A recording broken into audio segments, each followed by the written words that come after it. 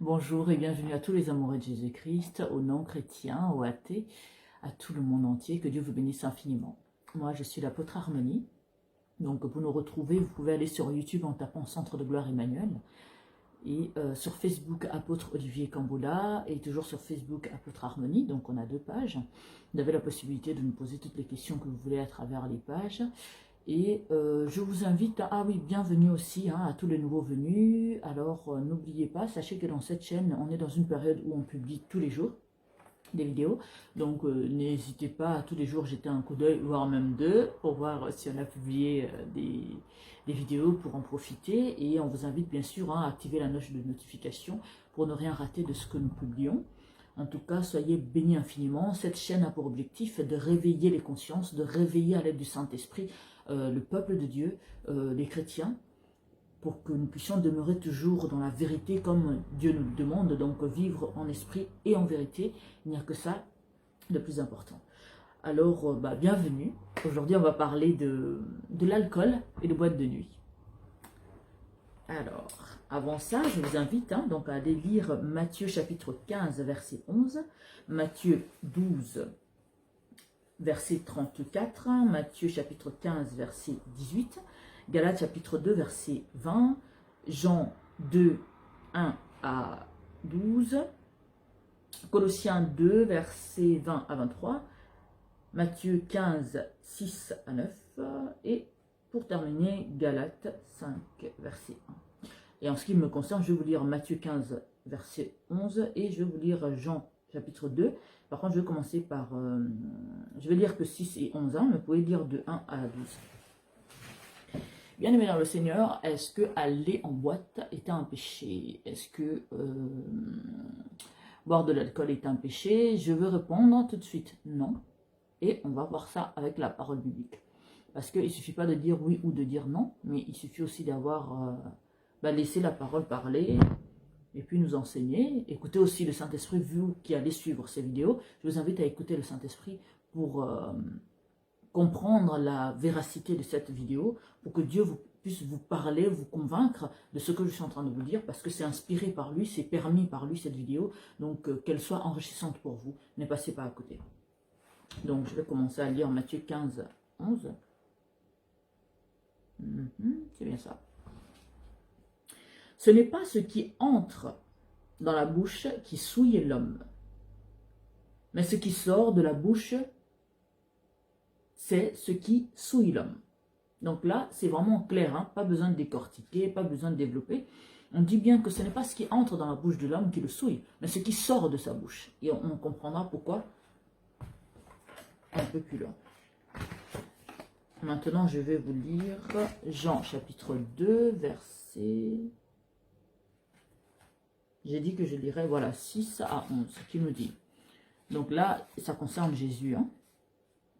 Or, il y avait là 6 vases de pierre destinés aux purifications des Juifs. Retenez bien, ces vases étaient destinés aux purifications des Juifs.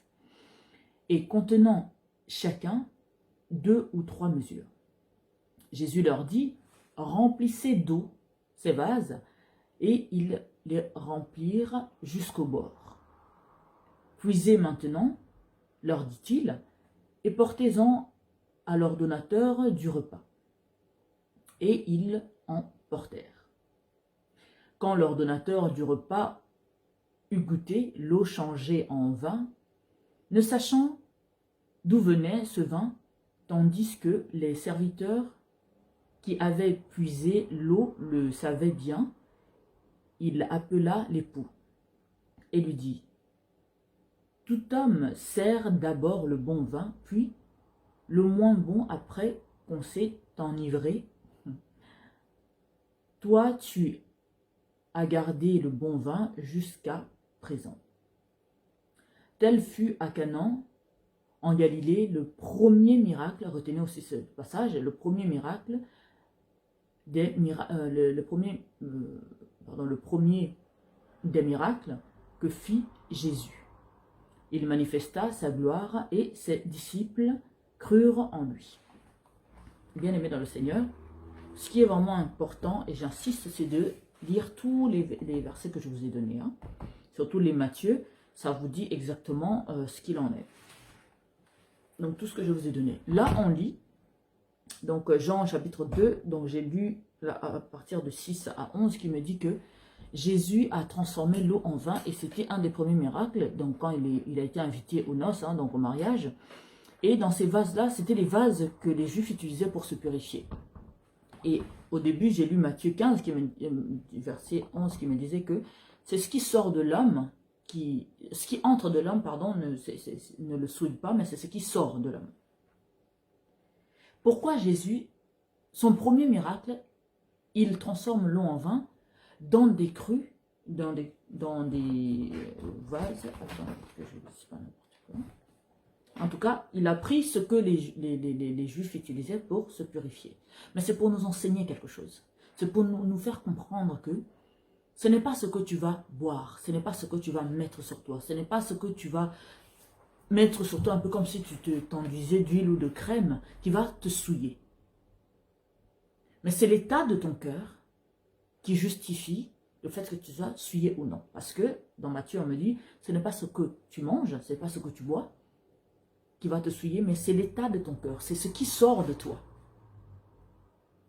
Alors toi qui te demandes, est-ce que aller en boîte c'est un péché? Est-ce que boire de l'alcool est un péché? Ben ça ne l'est pas parce que, quand on m'explique pourquoi Jésus a transformé l'eau en vin, le vin c'est pas du jus de raisin, il y a de l'alcool à l'intérieur. On est d'accord. Mais c'était pour nous enseigner, peuple de Dieu, ne soyez pas des traditionnalistes. Ne faites pas de l'évangile, ne faites pas de Dieu, ne faites pas de son fonctionnement une doctrine qui entre en compte par rapport à ce que vous pensez être bien ou pas bien.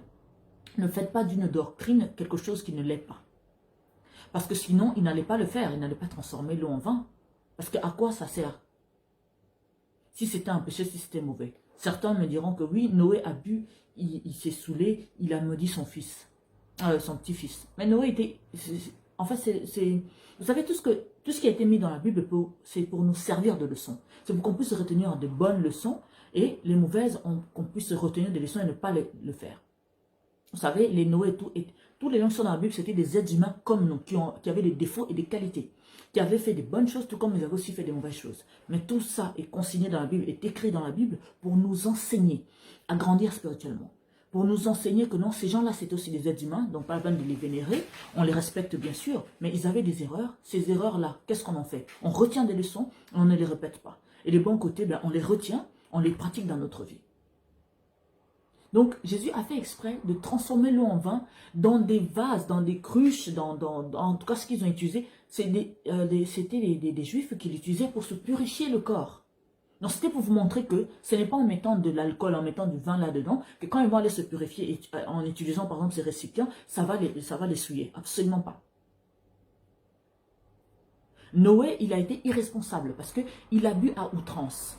Il s'est retrouvé dans une situation qui n'était pas du tout honorable pour lui, et il est énervé, il met sa colère sur son petit-fils. Ça ne vous est jamais arrivé de vous énerver, de faire une bêtise, de ne pas vouloir reconnaître vos erreurs et d'essayer de mettre cette colère-là, cette responsabilité sur les autres personnes? Mais ça, c'est être irresponsable. Ça, c'est ne pas assumer ses erreurs.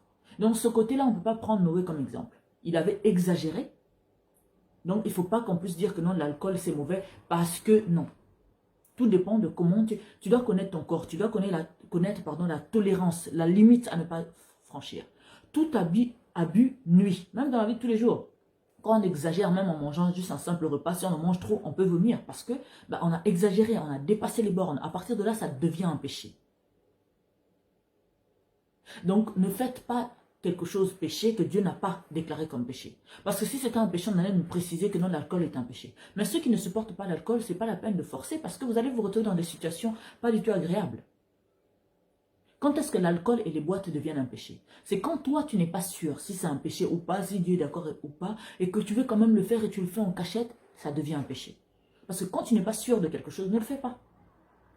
Si toi, tu as la conviction dans ton cœur que non, ah non, moi, les boîtes, je ne veux pas, l'alcool, je ne veux pas, c'est ton choix. Donc, n'en fais pas une généralité. Il ne faut pas que ça devienne une doctrine pour les autres. Et tu as le droit, on n'a pas à te condamner. Tu n'aimes pas les boîtes, tu ne préfères pas, dans tes principes, dans ta façon de fonctionner, tu as décidé que tu n'en voulais pas, ok. Mais le fait que les autres vont aller en boîte, vont boire de l'alcool ne doit pas faire, toi tu ne dois pas devenir moralisateur en disant que ah vous péchez, vous êtes mauvais et tout le reste. Non. Parce que l'alcool et les boîtes, ce n'est pas du tout interdit dans la Bible. Parce que tout dépend de ce que tu vas aller faire dans la boîte. Certains vont aller fêter leur anniversaire, danser. Certains vont se retrouver entre amis pendant un long moment, on ne s'est pas vu. D'autres, ça sera à la fin de la semaine où ils ont tellement travaillé dur et ils sont fatigués, ils ont envie de se détendre, de se faire plaisir. Dites-moi en quoi c'est mal d'aller danser, d'aller passer du bon temps avec ses amis.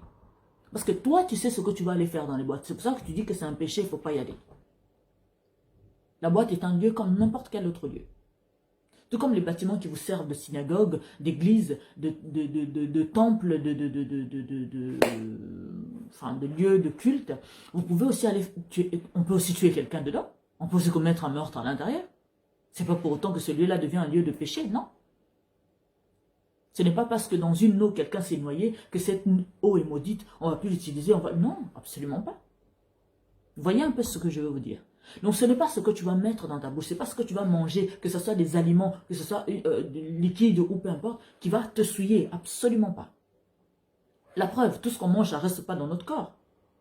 On va aller aux toilettes, on va aller tout jeter là-bas. Donc en quoi ça va me souiller? Puisqu'à un moment donné, je m'en débarrasse. Alors que quand je suis en train de mal parler dans mon cœur, quand je suis en train de médire, quand je suis en train de méditer la colère et la haine pour l'autre, c'est ça qui me souille, c'est ça qui souille mon esprit, c'est ça qui me détruit, c'est ça qui est mauvais pour moi. Donc, tu dois plutôt faire attention à ton comportement, à ta vie chrétienne, à ta vie de croyant tout simplement, et pas avoir peur que non, je ne vais pas manger ça, je ne vais pas porter ça, je ne vais pas faire ça, parce que ça va me souiller, absolument pas, c'est une perte de temps. Certains partent se laver après une journée où ils ont péché en paix, tranquillement comme ils voulaient, ils se nettoient et puis se convainquent que non, il est purifié par la suite, absolument pas. Si tu vas être purifié, c'est le Saint-Esprit qui te purifie, c'est Dieu qui te purifie. Ce n'est pas les actes que tu vas faire sur ton corps, absolument pas.